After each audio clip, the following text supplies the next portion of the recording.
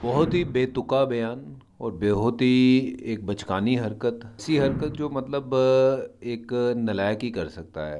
Kamran Akmal cricketer होने के नाते या फिर एक वैसी इंसानियत के तौर पे उसको ये समझ चाहिए कि किसी भी कौम के बारे में, रिलीजन के बारे में, किसी के भी रिलीजन के बारे में अब शब्द बोलने की ज़रूरत नहीं है और उसका मजाक उड़ाने की ज़रूरत नहीं है। पहले तो मैं कामरान अकमल को ये भी पूछना चाहूँगा कि तुम्हें सिखों की हिस्ट्री पता है? सिखों ने क्या क्या काम किए हैं आपकी कौम को बचाने के लिए, आपकी माताओं को, बहनों को, सबको बचाने के लिए। तो ये जो आप बोलते हो कि 12 बज जाएंगे, ये हो जाएंगे, ये मजाक का मुद्दा नहीं है। ये मुद्दा उनसे पूछिए जो आपके पूर्वज थे कि 12 बजे सिख हमला बोलते थे उन मुग़लों के ऊपर और वहाँ से आपकी माताओं को और बहनों को छुड़ा के लाते थे।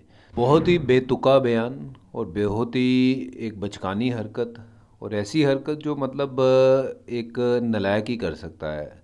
इसको मैं क्या कहूँ, क्योंकि इनके जितना मुंह लगो अपने आप को ही हम नीचे गिराएंगे। ये तो समझदार तो लोग हैं नहीं कि जिसके बारे में हम बात करें।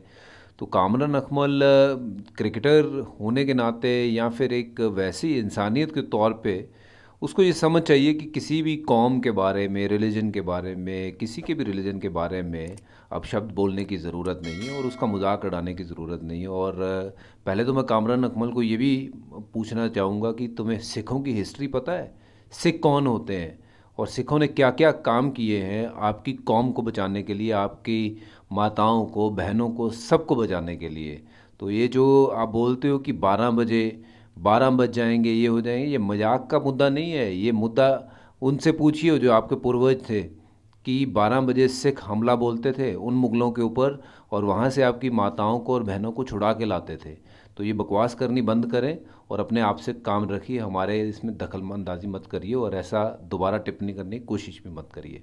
हालांकि उन्होंने माफ़ी मांग लिया इस बारे में।